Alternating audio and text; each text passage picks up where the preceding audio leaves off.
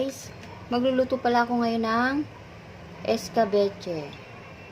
Magigisa po muna ako ng bawang, sibuyas, luya.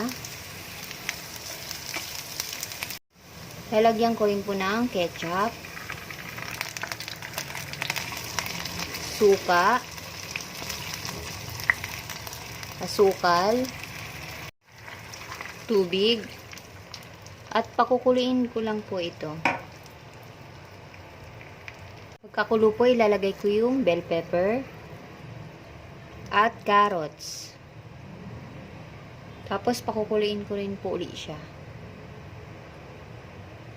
Pagkakulo po, lalagyan ko po ng asin at ground black pepper.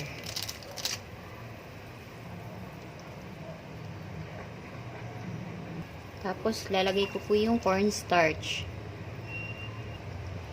Hihintayin ko lang pong lumapot.